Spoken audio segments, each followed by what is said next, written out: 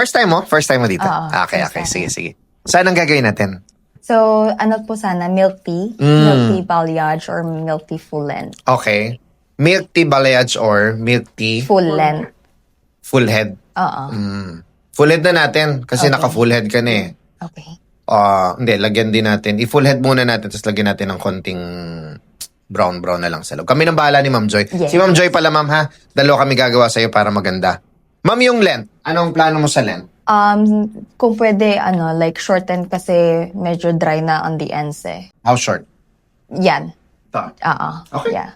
Not too short but not too long. Tapos layer na lang, ma'am. Yes. Yun. Thanks, ma'am. How about ito? You want medyo may ito? Yan. Ayan, medyo konti lang na. Okay. Styling lang. sa Sige, side. I'm good with that. So, discuss lang natin yung sa maintenance mo. Kasi medyo magdadagdag tayo ng maintenance because magfu-full head tayo. Okay. Ha? Okay. Taga saan ka ba? Sa US. US? Oo. Saan ka sa US? Florida. Florida? Okay. O, para sa mga taga-Florida to. Sige.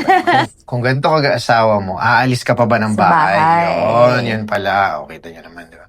So, tama yung decision natin na finol natin. But kasi I like your skin tone, very... Morena. Ito yung malinis na morena. Sorry. May morena kasing madumi. Sorry. Pero yan nga. Ayun. So ngayon, ibang bansa ka no? So, pagbalik mo na lang ulit. Yes. No? Pagbalik mo na lang ulit. Basta alagaan mo lang ng fora. Ha? Absolutely. Sige. Discuss ko rin mabilis lang. Okay lang? Okay. Sige. Thank you.